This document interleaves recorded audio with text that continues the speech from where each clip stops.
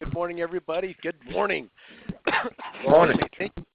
Thank you for coming today. Today's I think this industry, and I've been doing it 20 years, and I've seen this industry go through a lot of changes. A lot of new things have come out. Obviously security is becoming more and more important.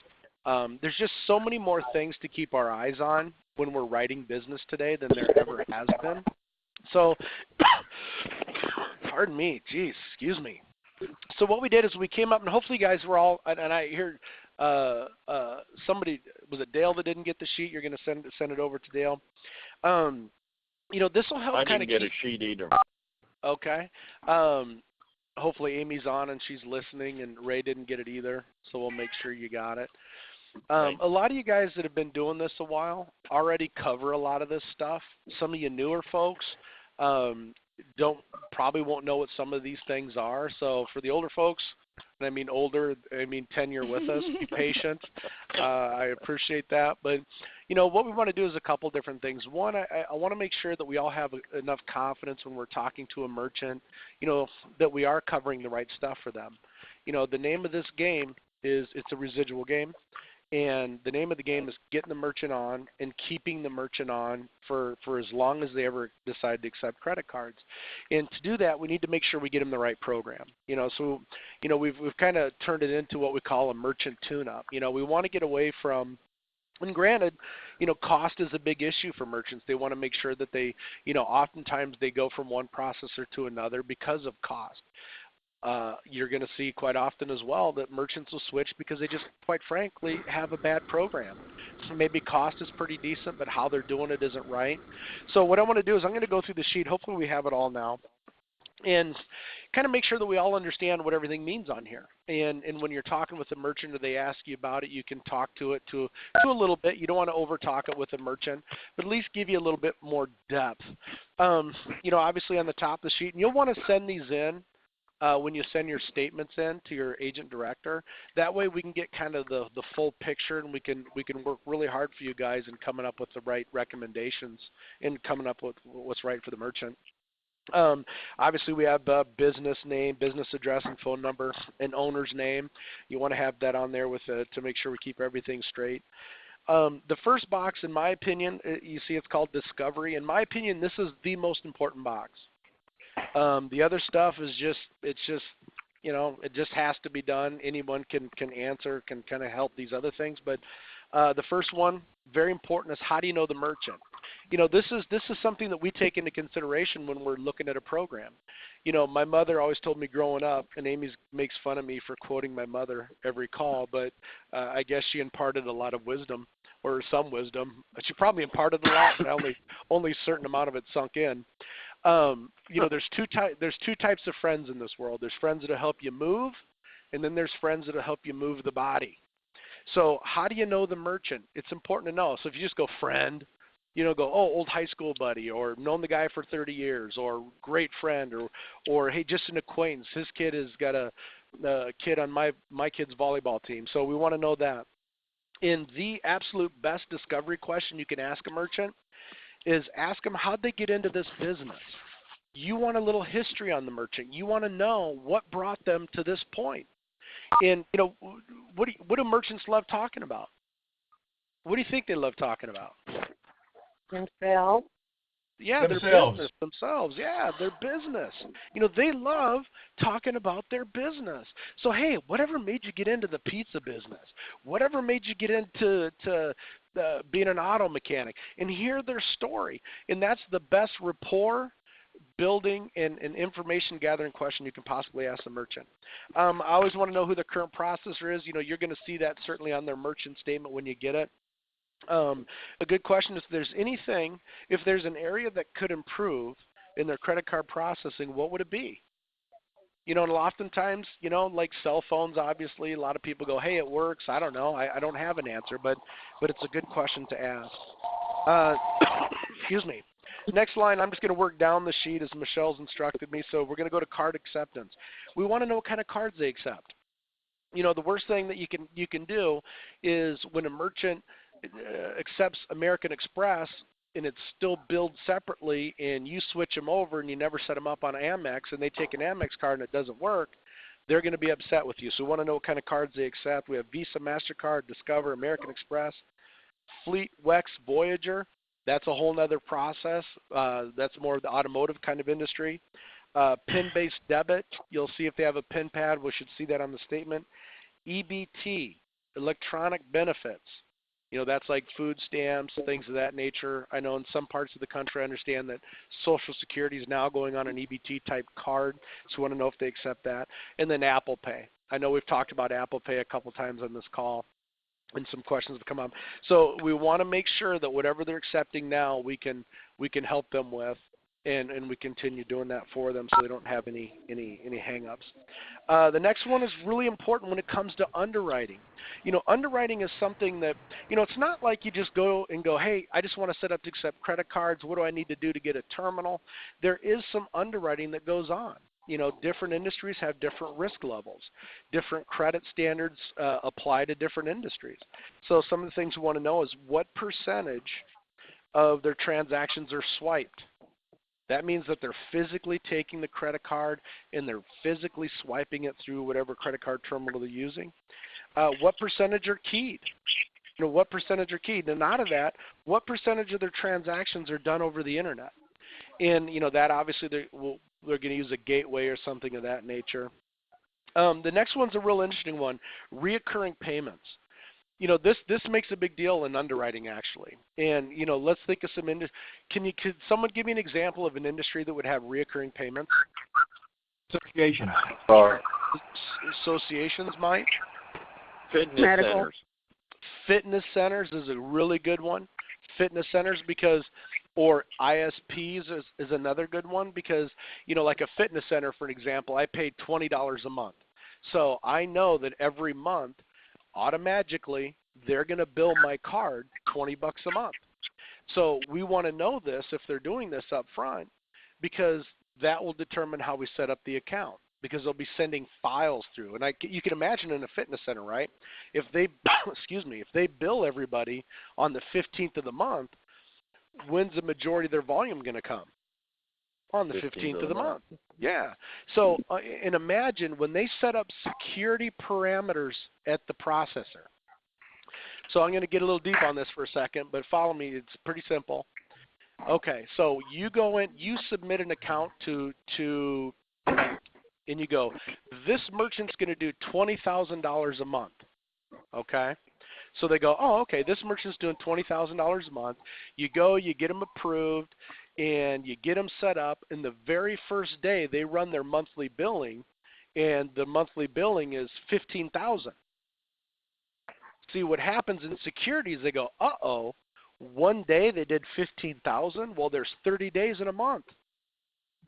Shoot, if they're doing $15,000 in one day, that's not $20,000 a month. That's $300,000 or right, $300,000 a month. Right. So it blows it up in security. So if they do reoccurring billing, let us know for underwriting, so it doesn't freak the underwriters. They go, oh, okay, they do $15,000 in reoccurring billing, and then they do $5,000 throughout the rest of the month. Does that make sense? Yes, sir. Okay, because remember, the security that's set up on an account is there to protect everyone. Okay, and it's like they build in the security measures, like okay, $20,000 a month, average ticket, these things, and then it's not like someone sitting watching it making a decision. It's just something built in that doesn't have the logic to go, oh no, wait, this is a health club, so this is going to happen. So make sure we understand that. Multi-merchants. This is another real important one. Especially real important when you run into scenarios where maybe you have, like you go to a hair salon and they have 8 people there. Okay, do they have 8 different merchant accounts or do they all run under one merchant account? Because these terminals nowadays in software programs, they can hold 100, 200 merchant ID numbers in them. And I've also seen it at doctors' offices, like chiropractors, doctors' offices, massage therapists, where they have 4 or 5 therapists, and they all have their own account, but it goes on one terminal. Because if you blow that terminal out, because you wrote one of those accounts, and there's 4 other accounts on there, you know what's going to happen to the 4 other accounts? You're going to blow it out. So it's like switch one, switch all. So make sure we get all those accounts when we do that. Terminal type, obviously very important. POS type, we want to know if they're using a point of sale system that's a software program or like a Clover or anything like that. We certainly want to know that. Gateway, do they have a gateway and a shopping cart? Okay, a shopping cart is what attaches to their site that will communicate with the gateway. You guys ever buy anything online? You know how you go check out now or add to cart? So we want to know what shopping cart they're using. That way, if we want to get them on our gateway, we want to make sure that that shopping cart's compatible with our gateway. Mobile system, you know, what kind of mobile system if they're running, you know, a lot of people, we've been switching a lot of people from Square over to our system lately. So, you know, we want to know if they're using Square. There's some other ones out there that are trying to, there's PayPal's got a deal now. I saw some gal at a hair salon. There's some other one out there. I can't remember what it's called. So we want to know if they have that. Yes, they do. If they do, what is it? Let's go over to the next side. We're going to go to processing. You know, this again is real important for underwriting. You know, monthly volume. What kind of monthly volume they're doing? What's their average ticket? And what's a typical high transaction? Again, in security, you know, if you go to, let's say you go to, let's pick an industry here. If you go to a chiropractor where, you know, their average ticket's around $33, and all of a sudden that chiropractor runs a transaction for $3,300, it's going to go off in security. Okay? So we want to know, and if they have a high ticket of $3,300, what is that for? Well, they buy a year's worth of, you know, adjustments, and they got a massage package, and they got an acupuncture package. We want to know what a typical high ticket is, because what happens in security is when a merchant does something that's really out of the parameters of how their account was set up, their money gets held. Because let me ask you, if all of a sudden in your personal checking account, if all of a sudden all these weird transactions started happening, would you want the bank to freeze your account? Yeah. Yes. Yeah, of course. Yeah. You know, heck yeah, freeze it. I don't want to go broke. What's going on here? So that's what that's what the process is going to do with the merchant. If all of a sudden these weird things come in, how the account wasn't underwritten, they're going to freeze the merchant's funds. And here's what can really kill a merchant if we don't do our due diligence on the security or gathering this information, is some merchants won't even know their money's held. They'll be plugging along. They don't check it every day. They're too busy doing business. And then all of a sudden when their checks start bouncing back and they start to get ACH overdrafts and things of that nature, then they're going, what the heck's going on? And they do a little research and come to find out that their money was held because something happened in security. And we reach out to the merchant, but they don't always return calls. I mean, you guys are the pros at knowing that. So make sure we want to find that out. Seasonal, another very important issue. You know, there's a lot of seasonal business out there, especially when we have a handful of accounts in Atlantic City.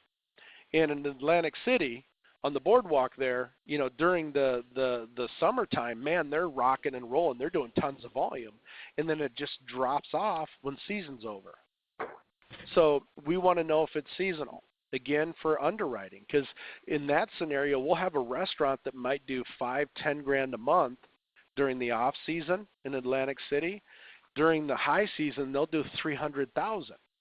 So what do you think would happen at a bank level if all of a sudden we write the deal, excuse me, in November, get $10,000 a month, $10,000 a month, $10,000 a month, all of a sudden they do $300,000 a month.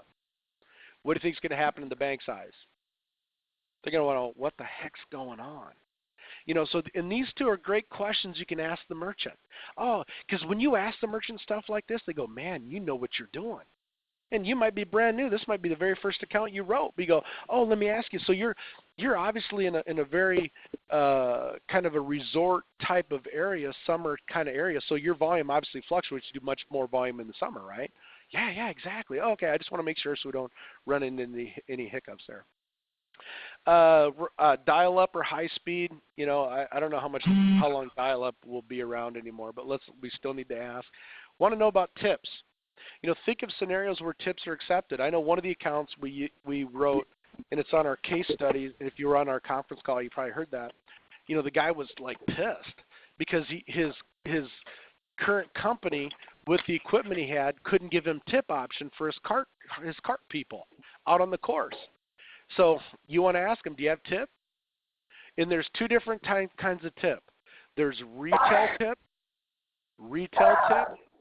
like in like a hair salon, massage therapist. That's more of a retail tip. And then there's restaurant tip. So think of scenarios where you do tip and ask them if they have it. That could be a very strong selling point.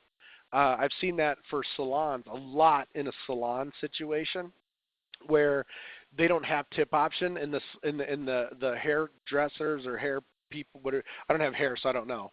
But the people who do the hair, go, oh, do you want to add a tip to that? I mean, that seems kind of shoddy, doesn't it? Wouldn't it be much easier just to hand them a receipt with the tip option already on that? I mean, these people, we've all seen that, right? So it can be a great selling point for you, especially if they don't have it. Data security. Excuse me. Sorry, guys. Data security. Obviously, we've been talking a lot about EMV, chip, and pin. So we want to make sure, is your equipment chip and pin ready? What do you have for equipment? And it's a great conversation piece to get in because as of October, as we all know, that we're going to need to be chip and pin. Are they PCI compliant? And a lot of this stuff, like PCI compliance, I like to get that information from the statement. I like to look at it there, just as because I don't like to ask them up front because sometimes it's a friendly reminder to go, oh yeah, I'll just go get compliant and then I can save that $30 a month. So look on the statement. If it doesn't reflect on there, you want to ask them. And do they do a network scan? Network scan is when you're running on data wire. We have to have a third party come in and do a network scan to make sure on terminals, certain terminals and software programs. Added value stuff, and this is great stuff right here. This is an area where you're able to upsell them maybe things they don't have before. I think we all know what gift card loyalty is. It's real important with gift cards. We want to know, are they using a third-party company or not? And the reason is it's a little more difficult if you go and they're using their current processor, and their current processor has a gift card program. Those are a bit more tricky to take care of, so we just want to know up front. If they're using a third-party company, it's a little easier because a third party you can use with a lot of different processors, so just find out who they're using.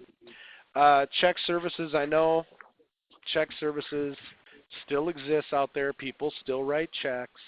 More rural area kind of stuff. You see a lot more of that than you do in urban areas. So ask them if they have check services. Give back program. This is a great, quite frankly, in my opinion, and I think if you take a poll of most people here, they'll agree that every merchant you sign up, you should talk to them about give back for a couple different reasons. One, there's a different emotion attached to it then. It's no longer, hey, I just want to save some money. It's like, hey, I get to donate to this cause that I champion. I love it. And when you get them on a give back program, it's going to open you up to call these organizations they're donating to and explore getting more business out of that relationship, which we can talk about down the road. Another thing, and these other questions here, could you benefit from any of the following? Excuse me. These are really good Clover type questions. Clover's the POS system that we offer through FDR. Some great added or some added value stuff with the Clovers. Inventory management. Go, hey, ask them, what do you guys do for inventory management? Especially in a retail situation. Liquor stores are great. Convenience stores, clothing stores.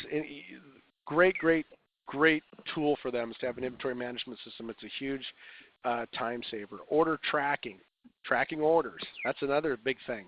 It's all integrated into one system, so you can follow it. You don't have to go, well, I got to log in here to look at my order tracking system, and I got to log in here to look to make sure to reconcile the payment part and make sure that all worked properly. Employee time clock. How does that work? And we've dug a little deeper into these when we were on the Clover call last week. If you're not sure how these things kind of work, you want to talk to your agent director. Employee time clock's really cool. You can send out text messages if your employee doesn't.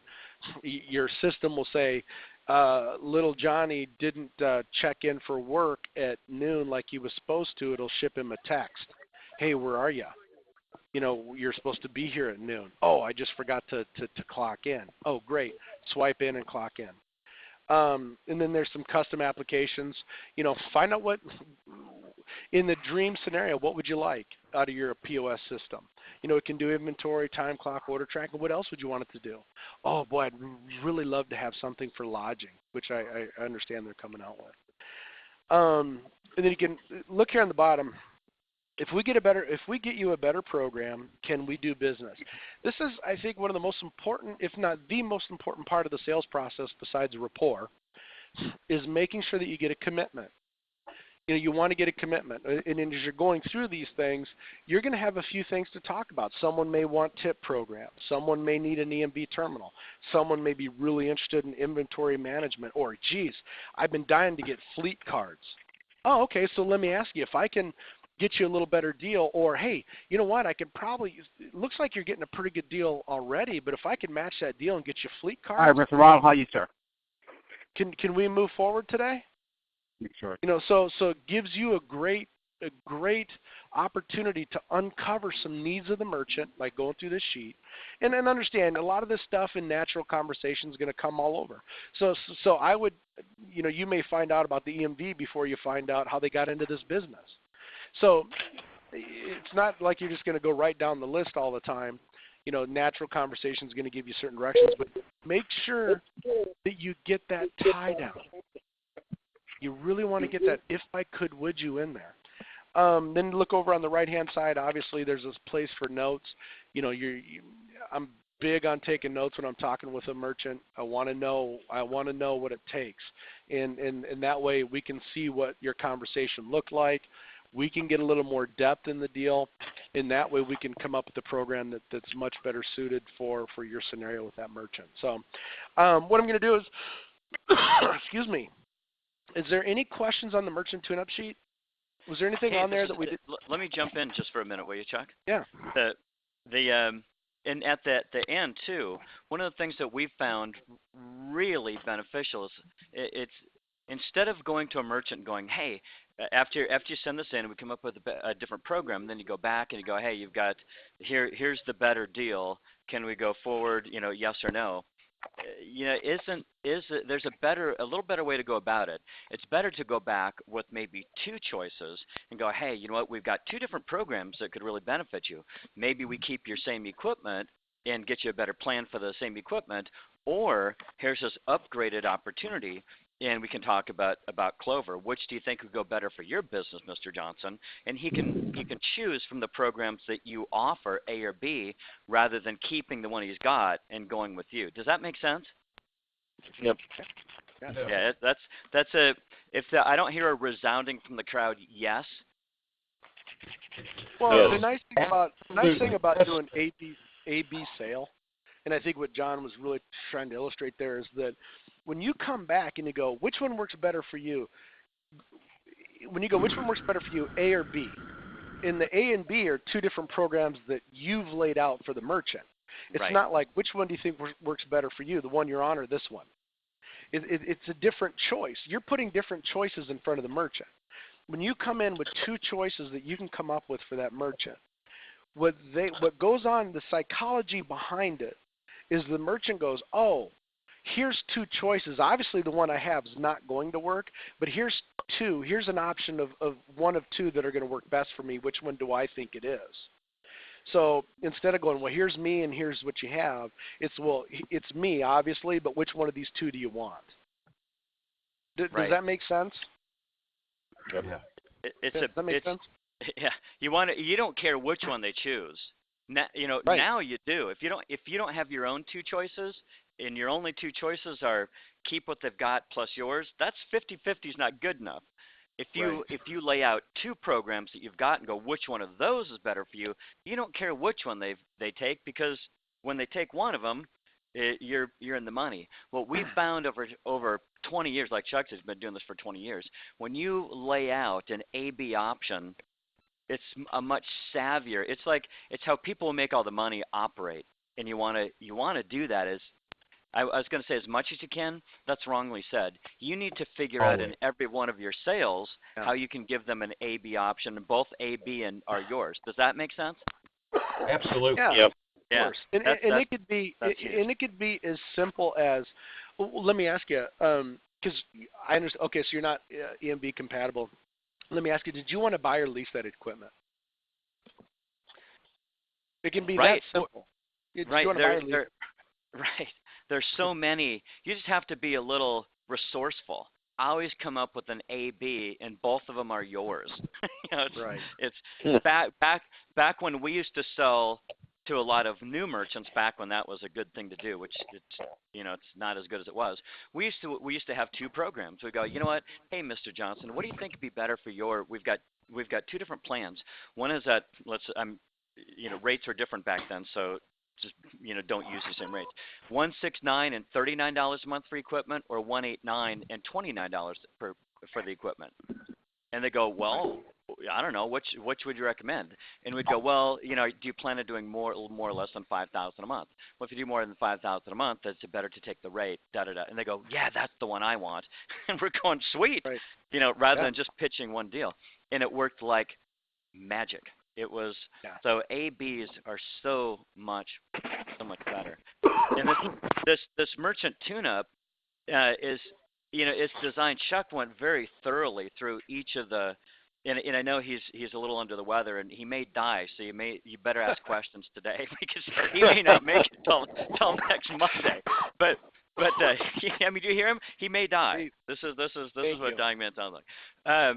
So be sure to ask questions today. But he went through very thoroughly, each one of these items. And so let's kind of take a step back for a minute and go, all right. So how do you really, when you go in, of course, all sales you want to have is a conversational sort of tone, and this discovery, if you've ever seen the video he does under launch about the sales process, discoveries in big bold letters, and it's like he said, like the most important piece, except for reported relationship. But if you ask them the best question on the planet, like how'd you get into this business, in a way like that, like how'd you with a sincere interest, you're going to build rapport and relationship by asking the right discovery questions. And then it just rolls. As well, what would talk, because remember, you're going about this as a consultant too. Well, do you take all the cards? And you of course take Visa and MasterCard, right? Yeah. What about Discover and American Express? Do you take pin pads that are with the, and when you're asking these two, if you ask it like you're sincerely interested, what happens is you build more rapport and relationship like that way too, because nobody, not any one of your competition anywhere in this country, is going to ask how do you get into this business and actually give a rat's behind about it. But if you do, it's just like when somebody asks you a question and you know that they're sincerely interested, you know the difference between feigned interest and real interest, don't you? Of course. Yeah, and so when you ask these questions and you're really interested, you actually do sound like you care, because you do, and you sound like a consultant rather than somebody just trying to sell them something. Does that make sense? Yeah. Yep. Yes, it does. Yeah, it's huge. So if you go through this and ask this with sincere interest and ask them questions, well, how does that work? So what about this? What about that? EBT, do you take EBT? Apple Pay. It's not just, do you take it, check, next. It's like, oh, Apple Pay. Have you seen it? Do you have a lot of people that, because like in different parts of the country, it's more prominent. If you're in San Francisco or if you're in Manhattan, everybody's whipping and waving their iPhone around like, whatever. If you're in Minnesota, I don't know how many people really care here. I don't, and I've got an iPhone and love it, and I'm in the credit card business, but I could care, I don't care, I just, I could care less. But other people who are a little younger and more trendy and think it's cool, man, so ask them, because sometimes they go, and they might be young and trendy, they go, yeah, man, that sounds like something I want to have. Yeah, well, let's get that, we'll check the box, we'll send this in. And then they'll come back with a plan that shows you anything that we might need to bolt onto your equipment to be able to take that. Does that make sense? Yeah, it does. Well, let's look at, let me ask you about the sales flow. and your processing. Are you seasonal at all? Because like Chuck was saying, man, is that important? You don't want to build all this rapport and relationship with somebody, and then they do 300 grand in June when they usually do 30, and it gets all locked up in security, and then they hate you because you didn't answer the question. So it's a great way to uncover things to talk about too, and to make sure that we have the right program for them too. And again, by asking them these things, and you're asking them with a sincere interest, because you do want to, like Chuck started out saying, man, when we want to be the last place, because it's a residual game. We want to be the last place they ever go for card processing. So if we're asking them all these questions and finding out not only what they have, but these also unlock questions about where they want to go. And that's some of this added value stuff. Like, it's like if the best question is, how'd you get into this business? Maybe another kind of other bookend question on the other end is, where do you want to go? So have you thought about, do you have gift cards? Have you thought about that? What about accepting money any way it comes to the door, or expanding your reach? Do you have something to slap into your phone? Do you do things online? Would you like to? Have you thought about it? Why don't we get you an account that's set up, that works for you today, but also can expand into all these things that you want to do for tomorrow? Let me ask you, let me stop. Is this making sense? Oh yeah. Yeah. Yes. Hell yeah. This kind of do I feel excited? Of course. Yeah. Well, and I am. I'm standing here. I'm bouncing around my office going, God, this is fun. And just knowing how excited and how lit up merchants get when you actually care. And so that's when we start leading into this Clover kind of benefit stuff. Like, how do you deal with order inventory management and order tracking, employee time clock, and do you have any custom things that shows you where, when somebody comes in and buys something, do you see where the traffic comes from? Because that's one of the apps for Clover. Because life in the Visa and MasterCard world, we'll call it, in the merchant services world, is changing. There's more security, there's more programs, there's more data available to merchants. They can see where the customers come from. So maybe, maybe they want to advertise more or less in that area. Maybe they go, everybody's coming from there. Why should I keep spending advertising? Or they can go, people are coming from there. My advertising dollars are working. Or, I'm going to test advertising over here because I'm not getting so much business, and it's maybe because I'm not advertising. It gives them ideas to test to grow. And these are the things that we can help them get a handle on when they have things like Clover. So when we start asking them these questions, we go, let's just see. I'll send this into our corporate office, and they'll run some numbers and look and see what we can do to get you a better plan for what you've got. But also let's look at maybe what they might recommend for something to help you reach a little farther beyond. Does that make sense, Mr. Merchant? Yeah, it does. So now when they come back, when you send this in on top of the statements, and we look at it, and then we come back and we go, hey, we've got two different choices there. Here's one that you can use maybe with your existing equipment, or let's swap your terminal out for something that's EMV compatible, that you need. Now, if you want to go a little bit broader and really have something that grows, here's this other plan, with Clover. Which one makes sense for your business? And they go, well, what I think, I want to, and I don't expect everybody to jump on Clover at that point. But I do expect that they jump on the first one and some of them will. If you roll out Clover, some of them will go, hell yeah, man, I've been looking at a POS system and it's like 4 times more expensive and it does half of what that does, and that is what Clover does. But I think a lot of them are going to go, well, let's go with this other one. Let's go with this initial A choice for now, and I'll think about Clover. Cool. I'll keep touching base with new stuff that comes out. So now, does that make sense so far too? Yeah, definitely. Yes, it does. Yep.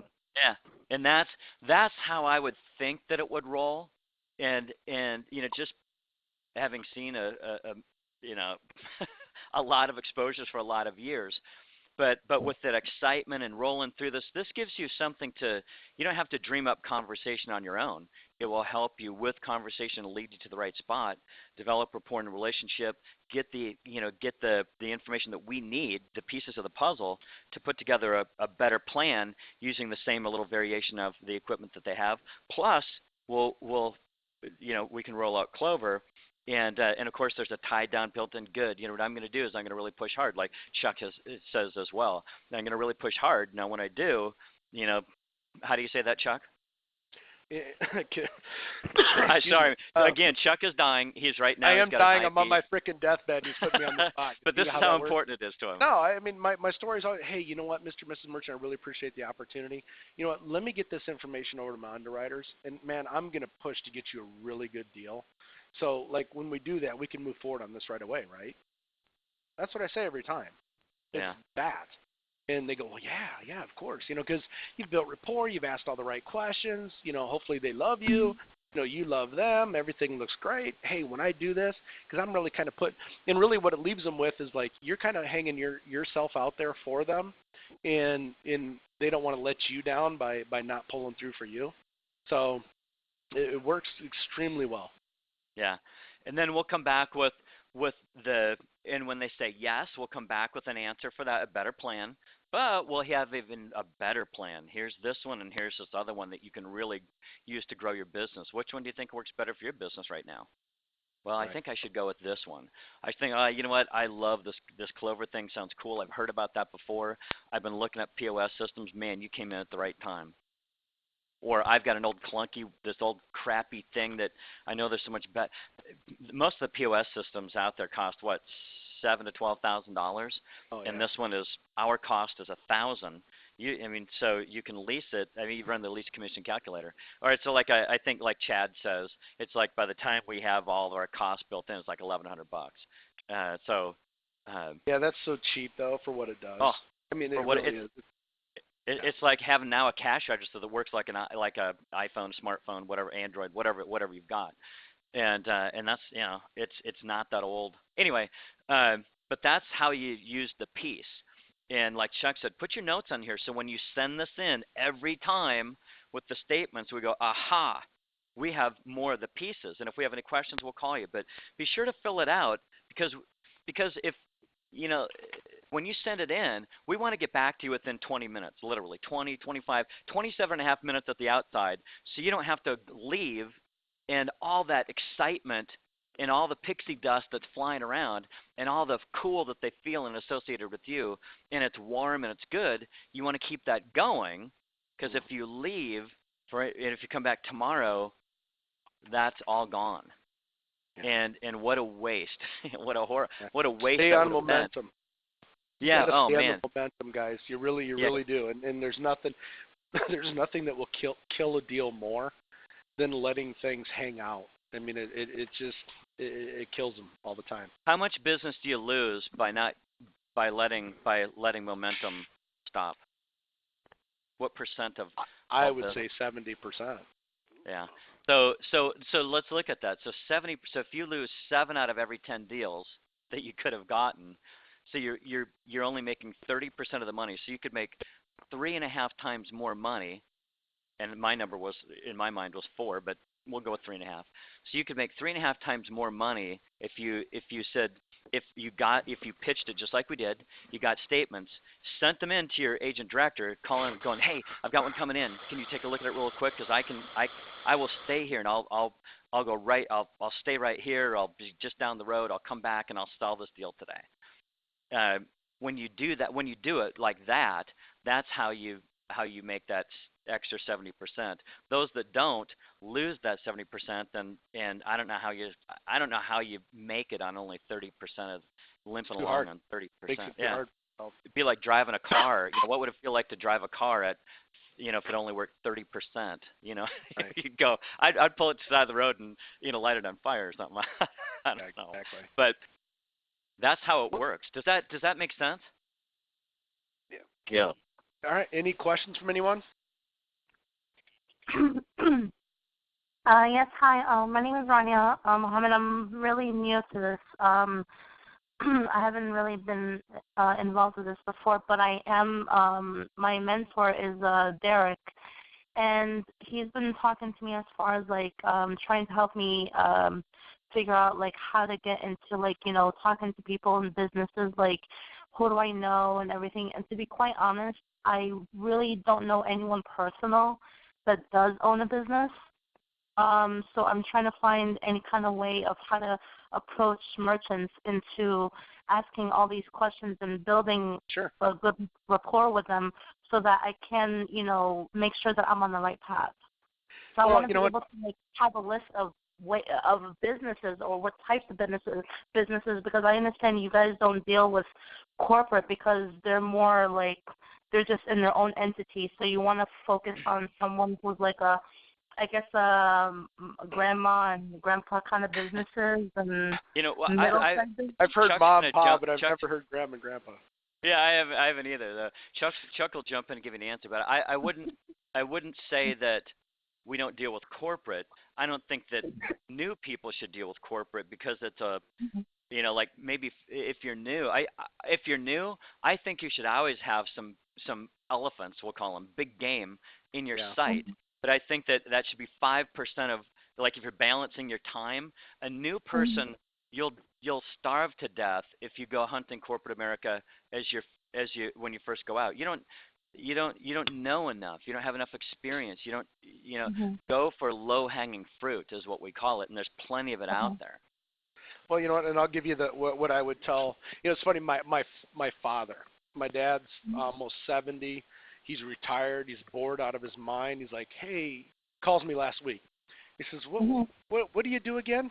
And I go, well, I've only been doing it 20 years, Dad. I'm glad you listened to me, right? He goes, well, how does that work? I mean, he says, you know what, I want to go write some accounts. And I go, and here's what I told him. I says, the first thing you want to do, Dad, is you want to go to people that you know personally that are business owners. And you know what he said to me? He goes, you know what, son, I'm 70 years old. Everybody that I know that was a business owner is either dead or retired. And I went, okay, interesting fact. And I says, well, you're still a consumer, aren't you? And he goes, well, of course I am. And I said, so the next step that you want to look at is where are you spending your money? Because wouldn't you agree that if you spend your hard-earned money in a particular establishment, don't they owe you the opportunity to earn their business? Yes. Okay, so so the next step would be, where do you spend your money? And he goes, oh, that's easy enough. So he's making his list and he's rattling off some places that he goes, and then he goes, oh, well, a good friend of mine knows the owner of X, and I go, there's your very next step. We all know people that aren't business owners, nor will they ever become a business owner, but they know people who are. So that's your next step. Is you got to go just like that.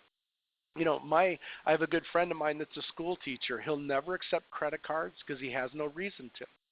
But I've written about a half a dozen accounts from people that he knows. And then the last trick I'll kind of give you from here is that anytime that you're in front of a merchant, whether it be someone you do business with already on a different capacity or someone that you were referred to from a friend, you need to be building that rapport and relationship, and the merchant tune-up sheet will help you do that because you're asking the right questions. And you need to ask them for referrals. Hey, who else do you know that would benefit from a really good deal? Okay. So basically, that comes to my next question. So basically, that merchant tune-up sheet that I downloaded, that's basically all the questions in the box in there, or the information. That's questions. Those are information that I'm going to ask the merchants, or is that something that over this conference call that I have to note down? Well, you're gonna take this merchant tune-up sheet with you when you're talking to a merchant, and you're going to build rapport. You notice the first thing on the sheet is not. The first thing on the sheet, on the tune-up sheet, is not how much credit card volume do you do. That's not the first thing. The first thing on the sheet is figuring out how do you know the merchant and whatever made him get into this business.